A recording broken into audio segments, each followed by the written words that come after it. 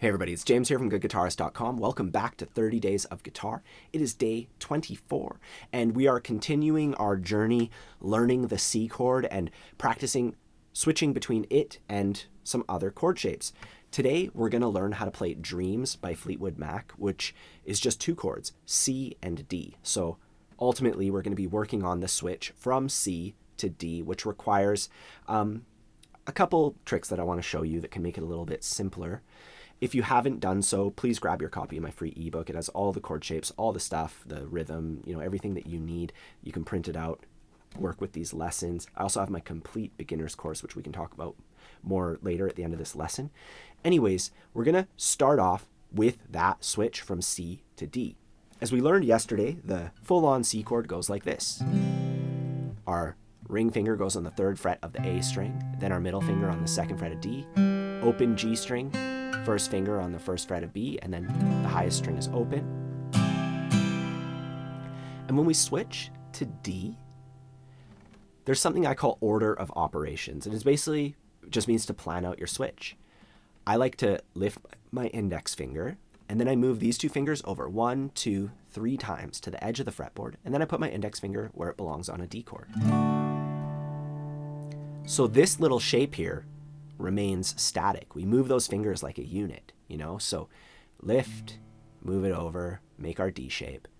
To go back, we lift our index, move it over, and then we put our index down on the 1st fret of the B string to finalize our C shape. And that's how I want you to think about it, when you're doing your silent switching. It's like lift, move, place, lift, move, place. And being consistent is going to make all the difference. Try it like that for, a month. And maybe if it doesn't work at that point, then you can change the steps. You can do it in a different way. You can think like, okay, maybe I'm going to make my D chord by putting down my middle finger and my index and then my ring. And you just do it in a different order. And sometimes changing it up, you're attacking it from multiple angles. That might solve the problem too. Regardless, we do the process. Silent switching, a whole bunch. Then we do the chord switching game. We're going to do round 2 of the chord switching game. So 2 downstrokes and then 2 beats to switch. 1, 2, 3, 4. 1, 2, switch, switch. 1, 2, switch, back. 1, 2, switch, switch. 1, 2, switch, back.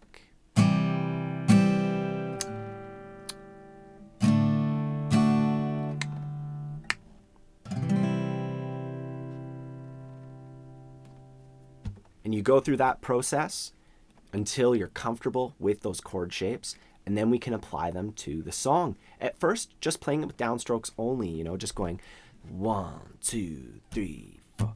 Thunder only happens when it's raining. Players only love you when they're playing. Say women, they will come and they will go.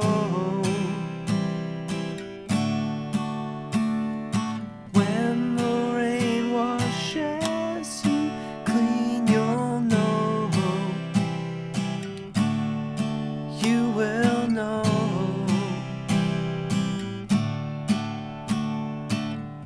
It's just that over and over again, right, for the entire song. Something that you'll notice if you want to play along with the original recording is you'd have to put a capo at the 5th fret. And that's just a tool that you can get for like $10. You just put it on the 5th fret of the guitar and you do the same thing, but up here. I have a lesson on capos if you're curious. I do feel it's not absolutely essential, but it is like one of the more essential tools for a guitar player because it lets you change keys without changing anything that you're doing. And I don't sell capos or anything like that, so I'm not trying to like push it on you. It is just something that like everybody who, strums and sings and plays guitar, one day they get a capo. It just kind of happens, right? And if you want to learn more about that, I do have some other stuff. But with this tune, we're in this key playing C and D so that we can really perfect that switch from the C chord to the D chord because we're going to be doing it a ton when we learn those chord progressions that use G, E minor, C, and D. You use those chords in various orders. You literally can play like hundreds of thousands of songs. So we got to get that switch from C to D, and that is our goal for the day. As a little optional bonus, if you want to add some strumming to Dreams, just use the most common strumming pattern ever. Happens when it's raining.